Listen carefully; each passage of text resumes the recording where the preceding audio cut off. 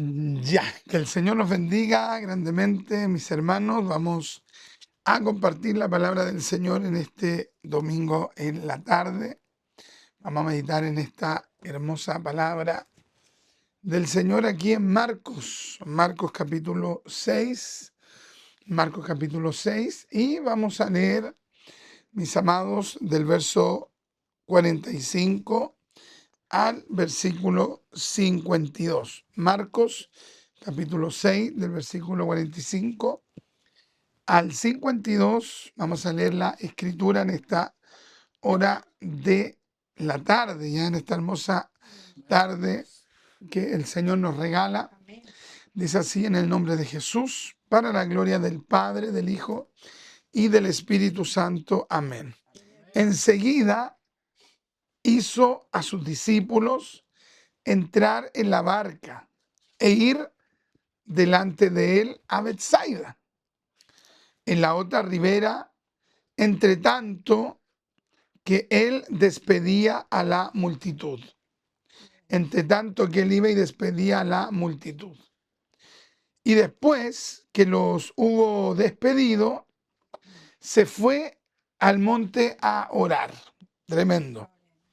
Y al venir la noche, la barca estaba en medio del mar, y él solo en la tierra.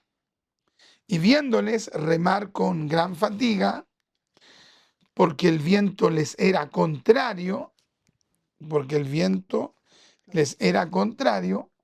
cerca de la cuarta vigilia de la noche, vino a ellos andando sobre el mar y quería adelantárseles. Viéndole ellos andar sobre el mar, pensaron que era un fantasma y gritaron, porque todos le veían y se turbaron. Pero enseguida habló con ellos y les dijo: tened ánimo, yo soy, no temáis. Mire qué hermosa expresión. Tened ánimo, yo soy, no temáis. Y subió a ellos en la barca y se calmó el viento. Y ellos se asombraron en gran manera y se maravillaban. Qué linda esa palabra. Me acordé del hermano Fernando Pérez. Qué maravilla. Él se deleitaba con la palabra. Porque aún, verso 52, no habían entendido lo de los panes, por cuanto estaban endurecidos sus corazones. Amén y amén. Vamos a meditar en esta palabra, ¿ya lo vio? Vamos a meditar en esta palabra del Señor, aquí en Marcos capítulo entonces 6. Nosotros sabemos que Marcos, su nombre original es Juan Marcos, ¿cierto? Pero para diferenciarlo de Juan el apóstol, le llamaron aquí en el Evangelio Marcos. Marcos sabemos que también fue familiar de Bernabé, y en algún momento Marcos no tuvo la madurez espiritual que se necesitaba para hacer misiones, y llegó un momento que incluso él, por ejemplo, habiendo sido cercano a Pedro, habiendo sido cercano a Bernabé, habiéndose relacionado con los apóstoles, él incluso con todo ese bagaje no alcanzó a tener una madurez espiritual. Porque alguien puede estar muy cerca de un hombre de Dios, de una mujer de Dios, pero no significa que va a tener la madurez de la persona. Entonces, Juan Marcos, en este caso Marcos, tuvo que en algún momento entender que habían cosas que él tenía que desarrollar de manera personal, de manera íntima. Por ejemplo, nosotros sabemos que hay áreas de nosotros íntimas que necesitan ser trabajadas por Dios. Ya, cada uno de nosotros en diferentes áreas sabemos que hay áreas íntimas que, por más que pasemos relacionados con una persona espiritual, si nosotros no nos entregamos más fuerte a Dios, con más profundidad, esa área no va a madurar. ¿Ya? Entonces, en el caso de Juan Marcos pasaron años, y efectivamente llegó a madurar a tal punto que, como sabemos, Dios lo honra escribiendo el Evangelio de Marcos. Ya Marcos no era un apóstol.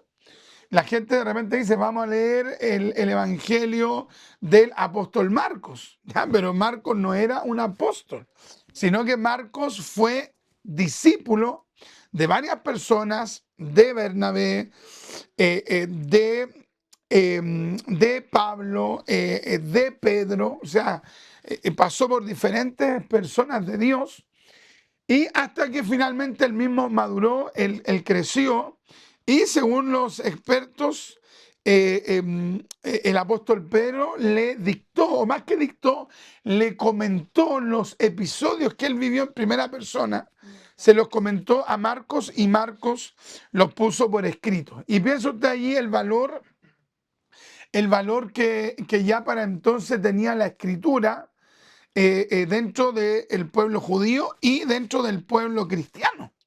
Ya, porque, por ejemplo, hay una gran cantidad de pueblos, hasta el día de hoy incluso, que ellos le dan una mayor connotación a el relato oral, a la tradición oral.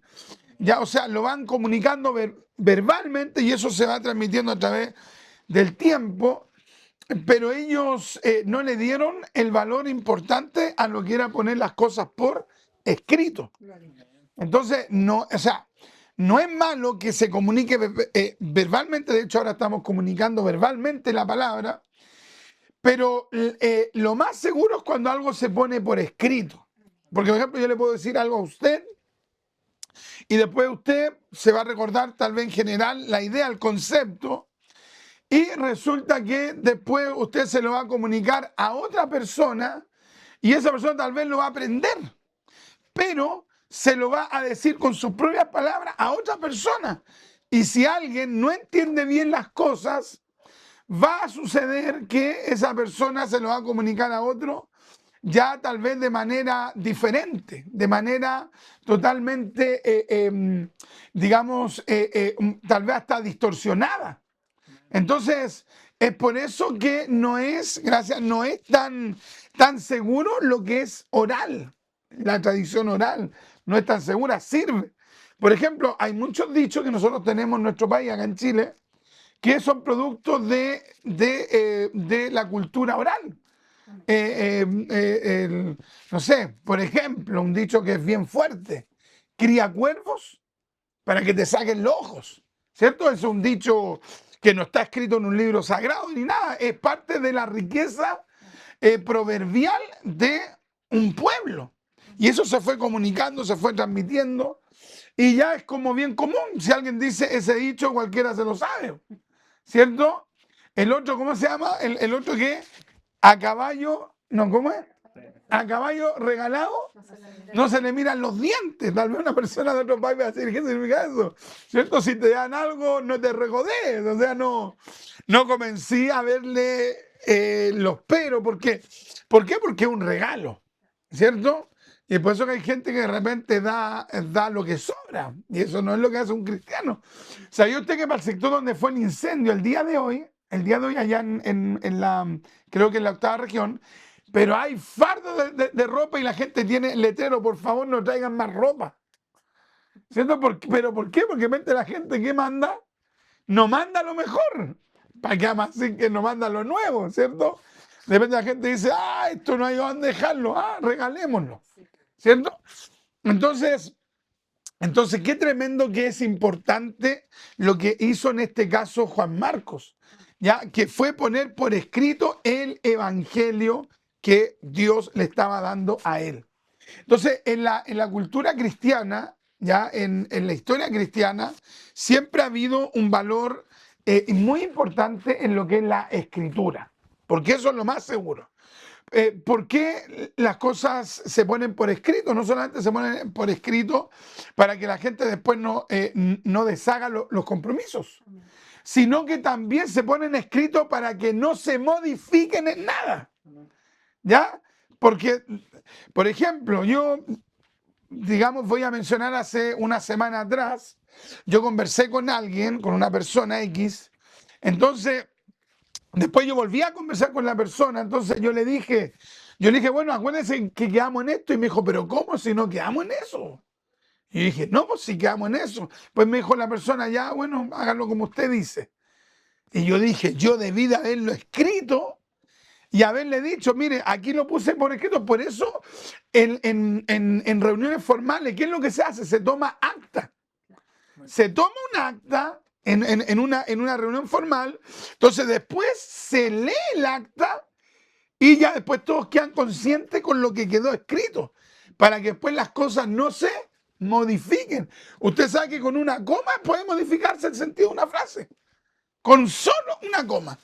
Un tilde que vaya mal puesto, se modifica algo. Entonces, qué maravilloso es que Dios puso por escrita la palabra, imagínate. Qué maravilloso, porque aquí está la palabra, aquí está la escritura y podemos leerla cientos de veces y sabemos que la palabra de Dios es inmutable. Por eso qué relevante lo que hizo Marcos al escribir el Evangelio de Marcos. Y lo otro que quería mencionar, que como Dios es un Dios de oportunidad. Imagínense, Marcos en un momento actuó con inmadurez, fue una persona que no fue confiable en algún momento, pero por su inmadurez, porque hay gente que de repente toma malas decisiones por su inmadurez, no porque sean malas personas. Se equivocan, no manejan bien las variables, tomaron una mala decisión, pero eso no significa que esas personas sean malas. Después con el tiempo reacciona. Uno mismo, si uno mira en perspectiva hacia atrás, uno diría, ¿cómo tomé esta decisión? ¿Cómo lo hice así? ¿Por qué me equivoqué en esto? A mí me ha pasado un montón de veces. Miro en perspectiva para atrás y pareciera ser que mientras más pasan los años, ¿cierto? Uno más se da cuenta que más malas decisiones tomó en el tiempo. Amén. Yo no creo que vaya a haber una persona tan soberbia para decir, miro hacia atrás y, oye, siento que todo lo hice de una manera tan ideal. O sea, esa persona tiene que estar, pero ya embriagada de sí mismo. Entonces, qué lindo que Dios es el Dios de oportunidades, que le da al hombre una oportunidad. Y en Marcos vemos precisamente a alguien que no estuvo dispuesto a hacer misiones como Dios quería, y resulta que Dios no lo desechó. Dios no lo dejó, Dios no dijo, no, ya con este nunca más. Uno de repente así, con este nunca más, ¿cierto? Aquí hay un dicho, nosotros no somos católicos, pero siento que aquí hay un dicho, con este ni a misa. ¿Cierto? Es un dicho que con este no voy a ni un lado, ¿cierto? Entonces, hermano, qué importante es que nosotros podamos entender que Dios es un Dios de oportunidades. Amén. Ahora, cuando decimos que Dios es un Dios de oportunidades, no significa que uno va a andar a cada rato errando. Bueno, total, Dios es un Dios de oportunidades. Así que caigo 7 veces en el día, no. No, porque uno tiene que ir increciendo, tiene que ir perfeccionándose. Y Marcos precisamente terminó perfeccionándose. Yo un tiempo estuve leyendo acerca de hacia dónde se dirigió Marcos, en qué lugar estuvo predicando, e indudablemente terminó siendo un gran hombre de Dios, un gran siervo del Señor, y Dios cumplió su plan con él. Ya entonces qué maravilloso es que en Dios podamos hallar nuevas y maravillosas oportunidades. En el texto que hemos leído, que es del verso, es capítulo 6 de Marcos capítulo 6, del versículo 45 al 52, nos hallamos con un episodio verdaderamente excepcional, porque Jesús venía de haber hecho, ¿cierto?, un tremendo milagro. ¿Cuál fue el milagro? ¿Cierto? Que estaban en un lugar desierto, estaban en un lugar, digamos que inhóspito, estaban en un lugar donde no había donde comprar. Y Jesús se preocupa ¿de quién? De la multitud, ¿cierto? Jesús se preocupa de la multitud. Ya era una hora donde probablemente ellos no iban a poder dirigirse a ningún lugar por la distancia, para dormir, para pernoctar, para comer. Entonces Jesús se preocupa y le dice a los discípulos, dadle vosotros de comer. Entonces, en ese contexto, yo pensaba, por ejemplo, en la diferencia entre Jesús como líder, entre Jesús como líder y los líderes de hoy, y en específico para contrastar aún más, y los líderes de sectas. O sea, es una diferencia tremenda.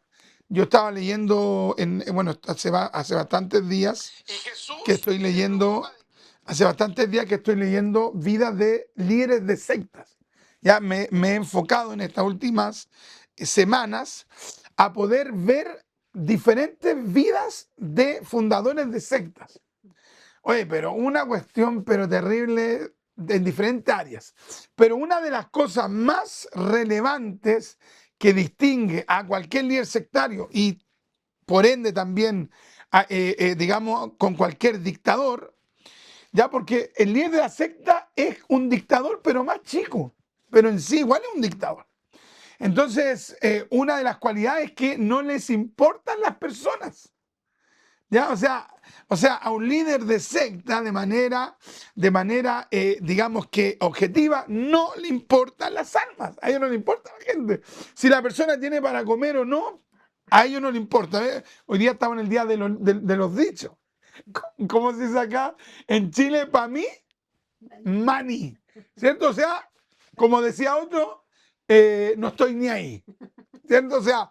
O sea, al sectario no le importa lo más mínimo las almas. ¿Ya? O sea, no le importa a la gente. Pero Jesús, que está en las antípodas, en el lado opuesto de los sectarios, Jesús se preocupa de la gente y Jesús en ese momento sabemos que propicia un milagro sobrenatural donde hay una multiplicación de panes y de peces. Entonces, esto es realmente excepcional. Porque vea usted, de repente el líder de secta o el artista o el sectario o el dictador, lo único que le importa es quedar satisfecho él, el grupo más cercano, y si la gente no tiene cómo digamos, mantenerse, a ellos no le importa lo más mínimo. Entonces Jesús venía de haber hecho un milagro tremendo, extraordinario, sublime, excelso, donde Jesús había manifestado no solamente que él era un gran maestro, ya, porque él es el maestro de maestros. Amén. Él es rabí de rabí, maestro de maestros. Pero él no solamente era el maestro de maestros, sino que era, como dice la escritura ahí en San Juan capítulo 10, Jesús, ¿qué es lo que dijo? Yo soy el buen pastor.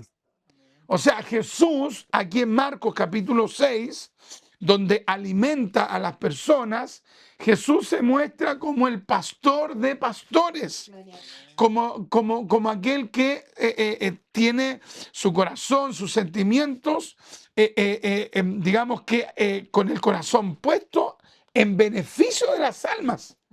Él no buscaba sacar beneficio de las almas, sino que él buscaba beneficiar a las almas. ¿Se parece? Pero es muy diferente. Así es. Entonces, hallar una persona, por eso cuando hay alguien que pone, por ejemplo, sin aludir a nadie, porque tal vez haya justo un programa que se llama así, pero por ejemplo, tras las pisadas de Jesús, pongámosle. Claro, es fácil ponerle un programa radial o ministerio evangelístico. Tal vez haya algún ministerio que se llama así, pero sería como un alcance de nombre, no más. Pero pongámosle que alguien le coloque al ministerio evangelístico tras los pies de Jesús o tras las pisadas de Jesús. Claro, el nombre es bonito, pero ir tras las pisadas de Jesús, estamos hablando de algo verdaderamente excepcional. Jesús se preocupó efectivamente de las almas y Jesús se revela en la praxis como el buen pastor. Se preocupó de las personas. Se preocupó al punto que no solamente las alimentó, sino que luego de alimentarlas, ¿qué es lo que hace Jesús? Se despide de ellas. Va y se despide de las personas y le dice a sus discípulos, ustedes váyanse nomás, tomen la barca, yo me voy a quedar aquí atendiendo a las personas.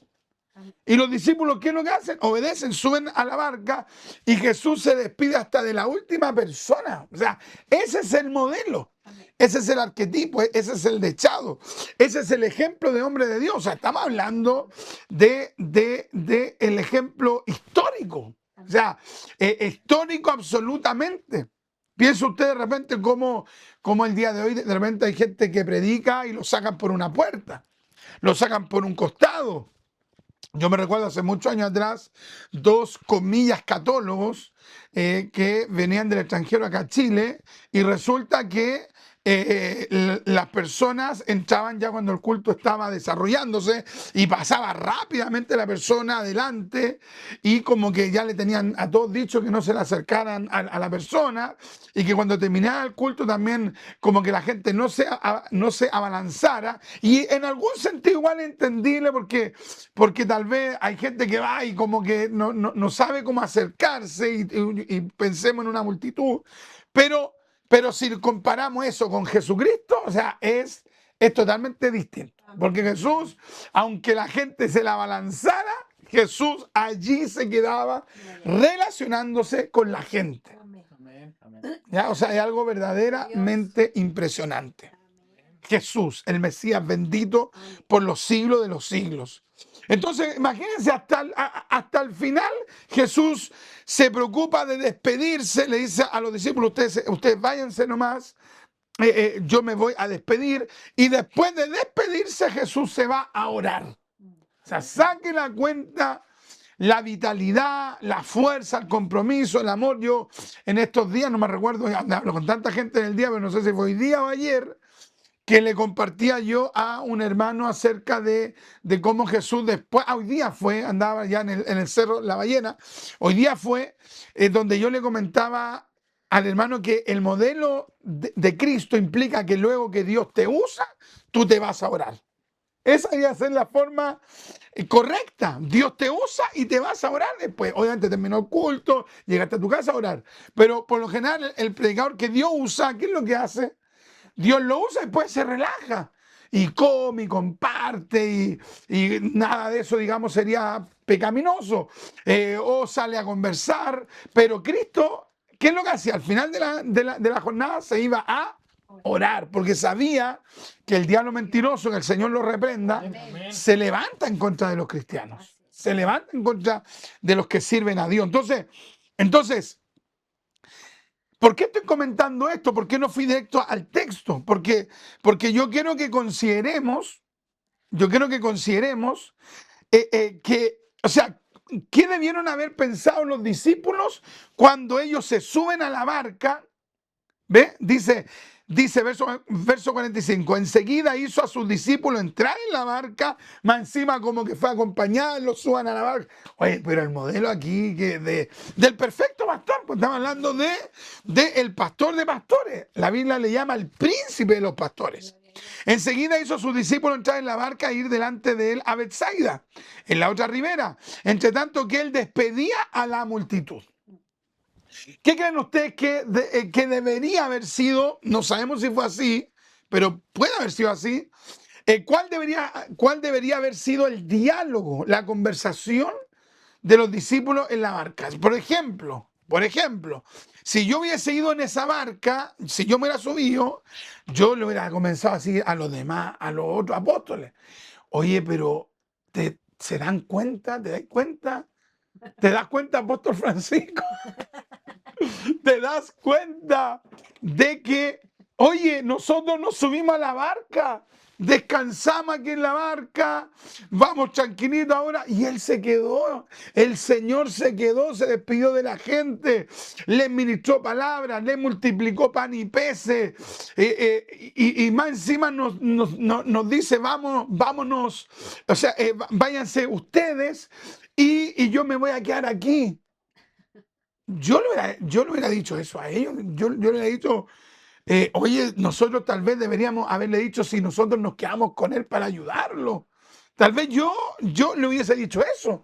Hubiera quedado impresionado. Yo tal vez le hubiese dicho, realmente ningún rabino que yo haya visto en mi vida actuó como él. Porque ¿qué es lo que hacían los rabinos? Básicamente los rabinos enseñaban la ley, ¿cierto?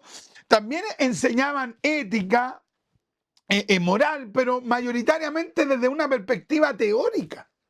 ¿Me entiendes? En cambio, la enseñanza de Jesús era, o sea, cuando digo teórica no estoy diciendo que no la practicaran, sino que se enseñaban conceptualmente algo. En cambio Jesús hablaba, hacía y luego enseñaba. Es una cosa pero impresionante.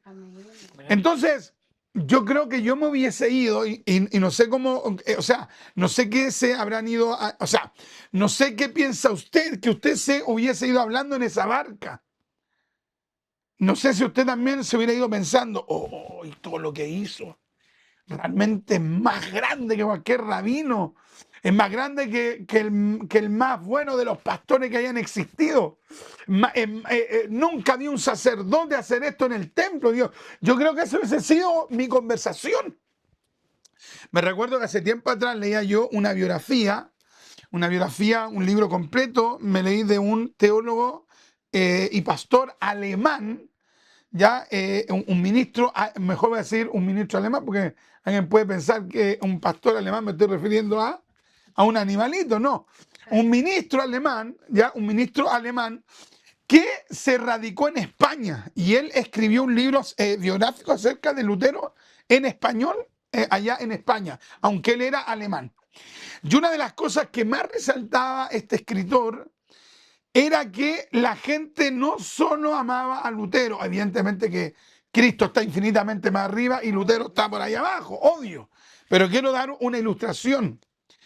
Y quiero dar un ejemplo, porque alguien puede decir, claro, hermano Richard, el Señor Jesucristo y nosotros estamos por acá, sí, pero aún estando por allá podemos tratar de imitarlo. Amén. Entonces, Lutero era admirado por la gente no solo por el griego, por el hebreo, por el latín, porque era doctor en teología, porque tenía el seudónimo del filósofo, así fue conocido desde su juventud. No solamente era admirado por su carácter, porque era una persona firme, sino que también era profundamente admirado. ¿Por qué? Porque amaba a las personas. Amaba a la gente que estaba con él. Imagínate, amaba a la gente que estaba con él.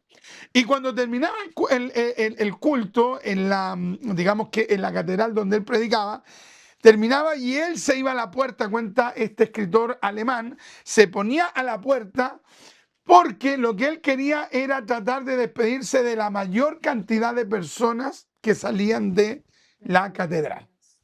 O sea, evidentemente que Jesús es inigualable, porque Él es el Mesías, bendito por los siglos de los siglos. Pero también han habido personas que tienen ese corazón. Entonces, el impacto que debieron de haber tenido los discípulos al subir a la barca no debió de haber sido en este caso solo el milagro de la multiplicación de panes, que es un milagro. Pero los discípulos tenían que haber meditado más allá de la multiplicación de panes y de peces, sino que en el amor que había en Cristo, porque el amor de Jesús lo llevó a hacer ese milagro. ¿Se va entendiendo, no? Muchas veces se pone el foco en la multiplicación del pan y de los panes y de los peces, que es importante, pero no se reflexiona por qué ocurrió eso. Entonces ellos tenían que haber sido pensando, pero cómo ama Cristo a las almas, cómo ama Cristo a los israelitas, cómo ama a Cristo, cómo, otro concepto, cómo no los abandonó, cómo no los dejó. Entonces, cuando ellos estaban en la barca y vinieron estos vientos, estas tempestades, lo que ellos debieron de haber pensado era, si Jesús no abandonó a esas personas que no eran sus discípulos, si Jesús no los dejó solo a ellos, que no eran sus discípulos, que eran sus seguidores, si Jesús no los abandonó a ellos, ¿por qué nos va a abandonar a nosotros? Si nosotros somos sus discípulos. Bendito Dios. O sea, ¿qué significa esto? Que ellos no entendieron efectivamente el milagro. ¿Y dónde está esto, digamos que reafirmado? Precisamente en el verso 52, que es el texto que nosotros tenemos que reflexionar de manera mayoritaria. Verso 52. Dice, vamos a leer verso 51. Y subió a ellos en la barca y se calmó el viento. Y ellos se asombraron en gran manera y se maravillaban. Verso 52, porque aún no habían entendido lo de los panes. No habían entendido lo de los panes, no habían entendido la motivación, el porqué de ese milagro. Porque aún no habían entendido lo de los panes. Y luego, ¿qué es lo que dice? Por cuanto estaban endurecidos sus corazones. ¿Qué significa esto? Que probablemente ellos se impactaron con el milagro, pero no reflexionaron en lo que por misericordia ahora estamos meditando. ¿Por qué Jesús hizo esto? Porque ama a la persona. ¿Cómo el Mesías? El Mesías ama a los hombres. Incluso el Mesías ama a estas personas que, por ejemplo, no han dejado aún todo por seguirle. Pero Jesús igual los ama. ¿Cuántas veces Jesús miró a la gente y dice que su ser se quebrantó porque eran ovejas como sin pastor? Entonces, cuando Jesús veía a la gente desorientada, él no decía, bueno, a mí me da lo mismo, son una masa, son un número, son un grupo de gente, como mira habitualmente el líder que no tiene un toque de Dios, una guía del Espíritu Santo, e incluso tal vez hasta ni siquiera sea verdaderamente siervo. Entonces, en el caso de los discípulos, quedaron escandilados posiblemente con el milagro, pero no con la motivación, con el factor que había provocado este extraordinario milagro.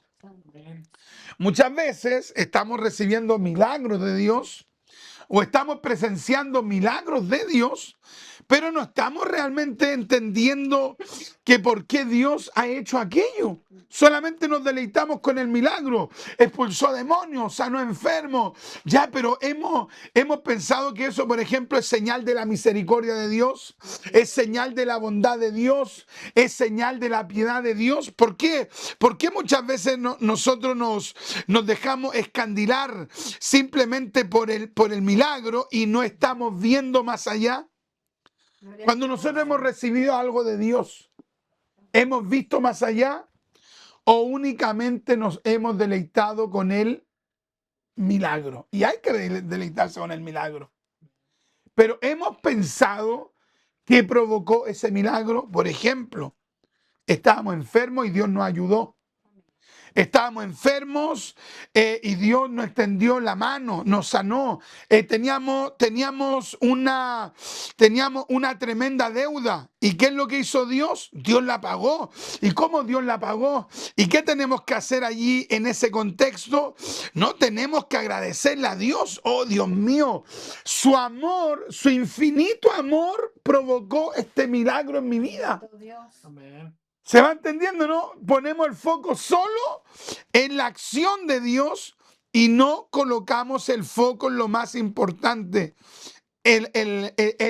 Por ejemplo, el pensar, tanto me ama Dios que me dio este milagro, tanto me ama Dios que me dio estos recursos para pagar esta deuda, tanto me ama Dios que me permitió el poder solucionar esta dificultad, tanto me ama Dios.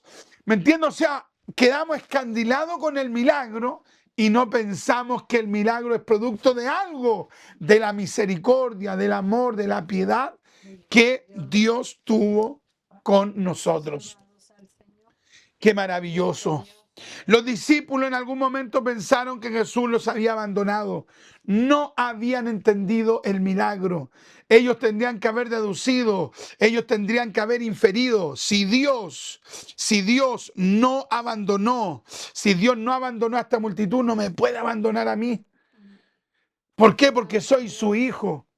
Entonces muchas veces estamos viendo obras de Dios, pero no estamos entendiendo el mensaje que hay detrás de esa obra. Alabados al Señor. ¿Cuál era el problema que había aquí en estos discípulos? ¿Cuál era el problema? El problema era, claro, por cuánto estaban endurecidos sus corazones. Oye, y esto evidentemente que ¿quién lo tiene que saber? Solamente uno, ¿cierto? Dios, pero aparte de Dios, ¿quién más lo puede saber? Uno de manera individual. Por ejemplo, aquí estamos, un pequeño grupo reunido, los hermanos que están conectados allí, ¿cierto? Cada uno de ustedes sabe si su corazón está endurecido. Por ejemplo, ustedes me pueden mirar a mí y a lo mejor yo estoy así, pongámosle, estoy hablando así, estoy derramando una lágrima y a lo mejor ustedes dirían, no, el corazón de él es sensible y a lo mejor es puro show. Porque hay gente que hace puro show. Alguna mente puede, o sea, no estoy diciendo que te hagan show, sino que hay gente que hace su, como decimos en Chile, no sé si esa palabra se usará tongo, parece que es un populismo ese, ¿cierto? Pero alguien puede aparentar algo, pero no significa que realmente haya una sensibilidad. Entonces, ¿quiénes son los llamados precisamente a mirarnos de manera retrospectiva? Somos nosotros. De repente andamos esperando y que Dios lo pueda hacer, que venga alguien y que nos diga con palabras de ciencia, usted está así. Y gloria a Dios porque uno queda impactado. Oh, Dios usó al hermano para hablarme a mí, para ministrarme. Dios me habló por medio del hermano algo que yo nomás sabía. Gloria a Dios. Amén. Pero hay veces en que Dios quiere que tengamos una honestidad, que hay una sinceridad, que podamos decir, mi corazón está endurecido. Están pasando los días y estoy viendo milagros. Oye, porque saca la cuenta que ellos tenían el corazón endurecido viendo milagros a cada rato. Así es. Viendo señales a cada rato, viendo y escuchando predicar al Mesías, y aún así su corazón estaba endurecido. Hay muchas personas que de repente le achacan a sus pastores, le achacan a sus ministros, le achacan a los líderes, que por qué ellos están duros. No es que aquí, o a otro hermano, no es que por la culpa a este hermano, no, pero ¿por qué no somos sinceros? Yo me descuidé, yo me endurecí, yo dejé de orar, yo dejé de leer la Biblia, yo dejé de consagrarme. Entonces muchas veces no tenemos la sinceridad. Imagínate, todos los que se subieron a la barca habiendo visto tremendos milagros, y el último gran milagro, que Jesús camina sobre las aguas, y resulta que Jesús hasta le dice, tengan ánimo, yo soy, no temáis. Oye, viendo una serie de milagros y su corazón todavía estaba endurecido. Impresionante. Nos gusta decir que el corazón de nosotros se endureció porque me defraudaron, me decepcionaron. ¿Por qué usted está endurecido? No, porque vi un mal testimonio. ¿Por qué usted está endurecido? No, porque escuché algo. Y usted no. Y, oye, una serie de razones la gente da para justificar la dureza de corazón. Y la dureza de corazón, entre otras cosas, te impide el ver lo que Dios te está hablando por medio del milagro. Si tú tienes el corazón duro, no vas a poder ver lo que Dios te está hablando por medio del milagro, por medio de la sanidad, por medio de que de repente había una puerta cerrada y Dios te la abrió. Solo te vas a gozar con el milagro, con la sanidad, con la restauración, con la puerta que Dios abrió, pero no vas a ver lo que hay detrás. Eso es lo que estaba pasando con los discípulos. Bendito Dios. Por cuanto estaban endurecidos sus corazones. ¿Quiénes son los llamados a autoexaminarse? Nosotros mismos. ¿Qué es lo que dice la Biblia? Examinaos vosotros mismos si estáis en la fe. Examínate, evalúate, mírate retrospectivamente, ve tu corazón. El corazón, ¿qué es lo que implica? Pensamiento, mente, emociones, voluntad. ¿Cómo está mi ser interior? Bendito Dios. Muchas veces Señor. la persona dice, bueno, a mí nadie me puede ver el corazón, Dios nomás. Entonces con eso se justifican. Pero deberíamos nosotros sentirnos verdaderamente sobrecogidos al saber que Dios ve el corazón. Así es. ¿Cierto? ¿Qué es lo que dice la Biblia? Jehová no mira lo que miran los hombres, Jehová mira el corazón. Y eso debería también ponernos en alerta. Dios está mirando mi corazón. ¿Por qué me he endurecido? ¿Qué ha sucedido? Y no solamente el por qué, sino que comenzar a focalizarnos en que necesitamos que nuestro corazón vuelva a sensibilizarse. Que nuestro ser interior vuelva a ser sensible a lo de Dios.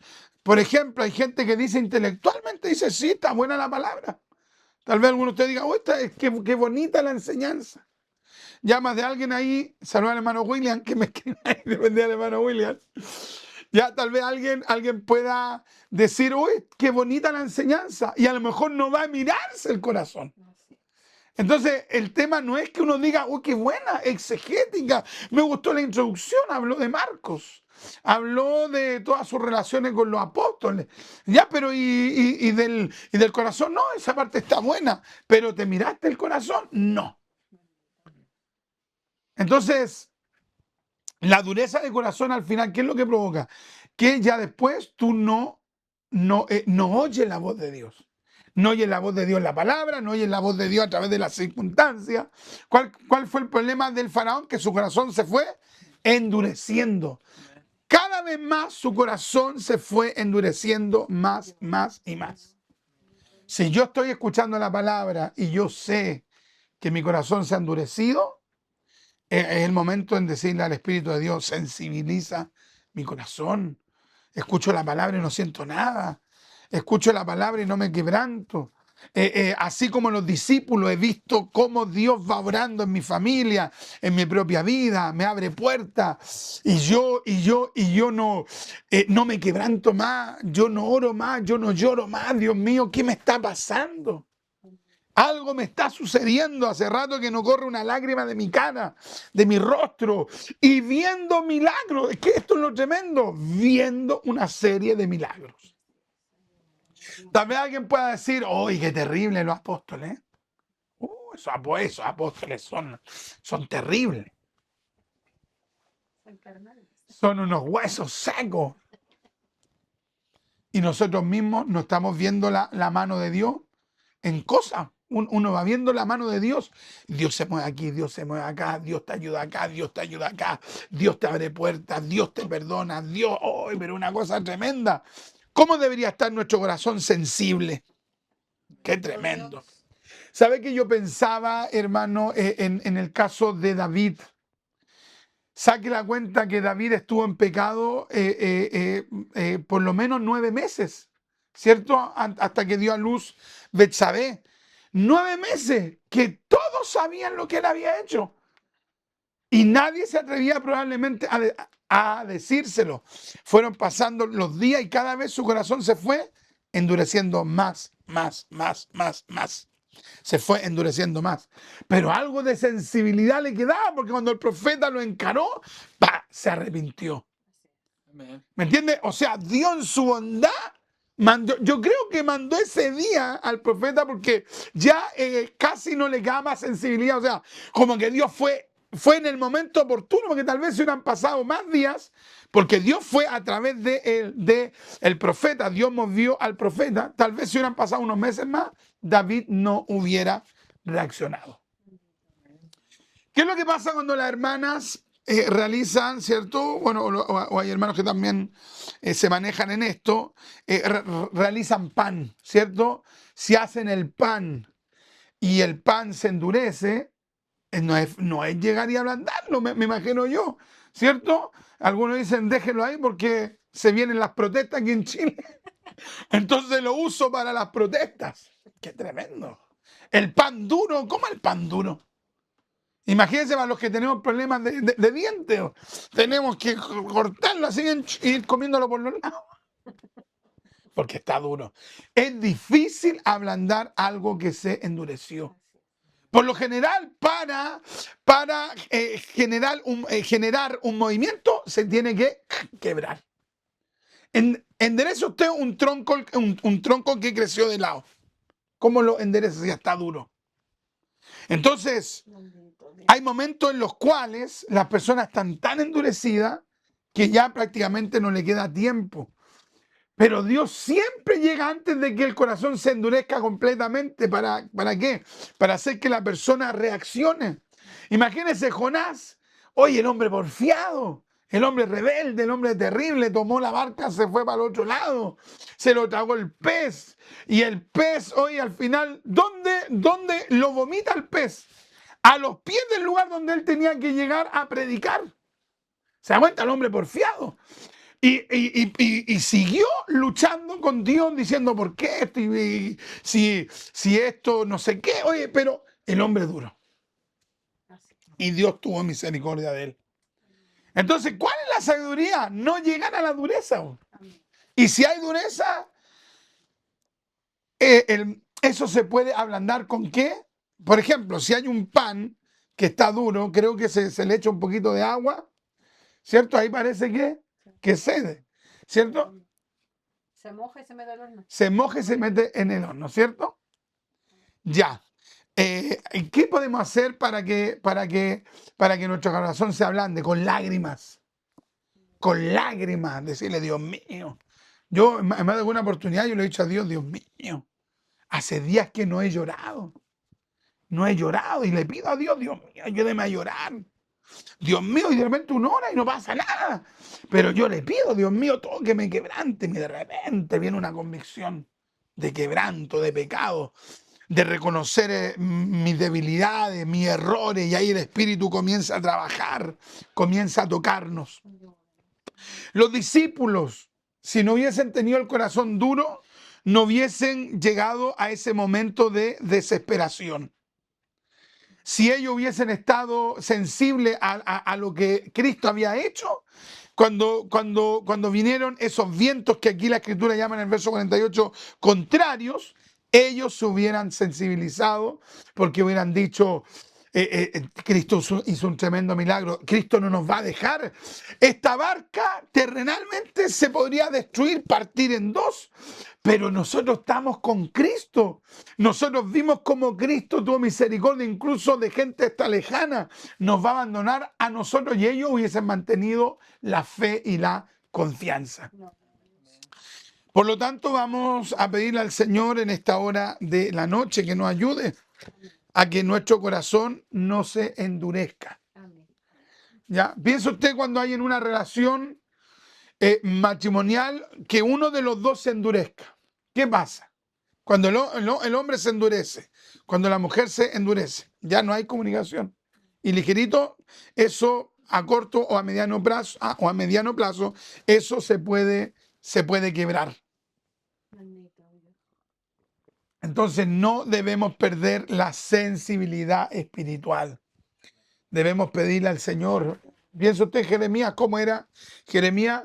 El profeta del quebrantamiento, de llorar, ¿cierto? La gente dice profeta llorón, pero ese término es totalmente desubicado, ¿no? El profeta del quebranto, del lloro, de la humillación. Así que no sé cómo estarán ustedes, mis amados, ¿ya? Tal vez alguien diga, hermano Richa, pero es que me han pasado tantas cosas, hermano. Si usted supiera todos los problemas que he tenido, y es verdad que pasa. A uno le pasa una, le pasa dos, le pasa tres, y si yo le contara las que me pasan a mí.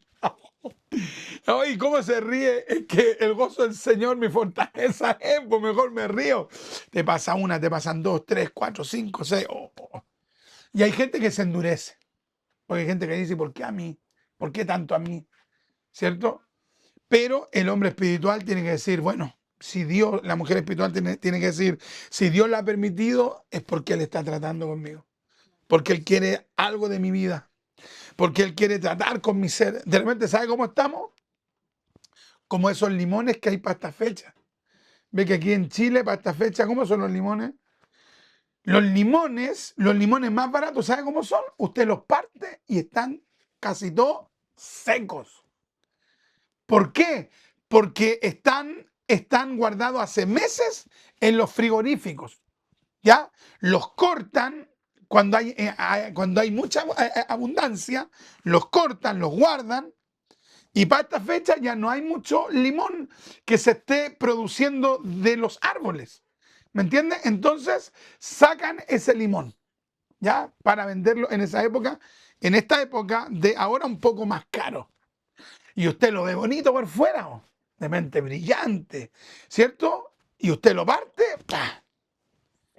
El otro día Francesca partió un limón acá y me lo mostró, que era una cuestión increíble. En mi vida había visto un limón más seco. Y lo más impresionante, casi nada como de lo que se diría de esa parte ¿cómo? Como el líquido. Como del líquido, casi nada, así una cuestión mínima. Pero por fuera bonito, ¿cierto? De repente usted parte un limón de eso, de frío que se le llama, lo parte, limón de frío, alábalo. Limón de frío, lo partí, y hoy es jugoso, pero tú lo pruebas y ¿cómo es? Ultra ácido, como azumagado, otro sabor. Y el limón bueno, ¿sabe cómo es el limón bueno? El limón bueno es caro, vale como 2 veces el valor del otro limón, ¿cierto? Pero usted lo parte, usted dice, este tiene hasta olor a limón. El otro no tiene olor, po. Entonces hay gente que le va quedando solo la apariencia exterior. Y nosotros, ¿qué tenemos que asegurarnos? De que efectivamente tengamos los frutos de un cristiano. Tenemos errores, tenemos falta, pero tenemos que tener una relación con Dios, y si hemos pecado, abogado tenemos para con el Padre, a Jesucristo el justo. Termino con esto, ¿cierto? El pecado endurece. ¿Ya? Mientras más la persona peca, se va endureciendo. Pero el arrepentimiento te ablanda. La obra del Espíritu Santo te ablanda. Vamos a orar al Señor, y si los hermanos nos quieren comentar algo allí, que le da el Espíritu Santo, que le ministra. Por ahí vi conectado al hermanito Luis de México. ¿Qué le da el Espíritu Santo, mi hermanito Luis? Así que vamos a orar al Señor. Que Dios nos bendiga, mis amados, en esta noche. Ya tenemos casi 20 para las 8, ya que Dios me lo guarde. No sé qué hora serán en otras naciones, pero que no se endurezca su corazón, ¿ya? Que no se endurezca mi corazón. Pidámosle al Señor, por favor, Dios mío, que mi corazón se ablande, se enternezca. Vamos a orar al Señor. Padre, en el nombre de Jesús, queremos darle gracias por este tiempo que usted nos ha regalado para reflexionar en esta tarde. Padre mío, mi Señor, los discípulos habían experimentado una serie de milagros y nadie se hubiese esperado que el corazón de ellos aún estaba endurecido. Qué tremendo, mi Dios. Qué palabra más profunda, mi Rey. Qué palabra más aclaradora, mi Señor eterno. Mi Dios amado, hay mucha gente que puede estar experimentando tremendos milagros, beneficios, favores de Dios, y aún así están endurecidos. Padre, ayúdenos a tener la humildad, el fruto del Espíritu frente a cómo Dios está obrando. Padre, no permita que nuestro corazón se endurezca.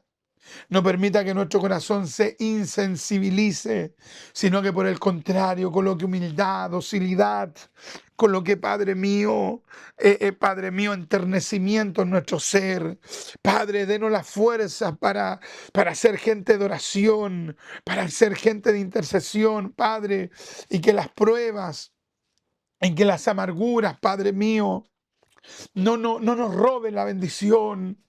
Padre mío, que las amarguras, Padre eterno, no nos roben la sensibilidad. Padre, ayúdenos por misericordia. Si enfrentamos momentos difíciles, si enfrentamos momentos amargos, no permita, Padre mío, que aquello nos endurezca, sino que por el contrario, Padre mío, si estamos pasando pruebas, dificultades, enfermedades, tribulaciones, Padre mío, que eso mismo sea un factor para poder humillarnos más frente a usted, mi Señor amado. Ayuda a sus hijos, ayuda a sus hijas, dele fuerza de lo alto, dele vitalidad del cielo para que ellos puedan permanecer. Padre, ayuda a sus hijos a mantenerse sensible al toque del Espíritu Santo. Padre, gracias por esta palabra, gracias por esta tremenda palabra, por esta hermosa palabra que usted nos ha hablado en esta tarde. Y bendiga a mis amados, bendiga a sus redimidos, y gracias por su palabra, en el nombre de Jesús. Amén, amén y amén. Y le damos la gloria al Señor. Gloria a Dios, gloria a Dios, gloria a Dios.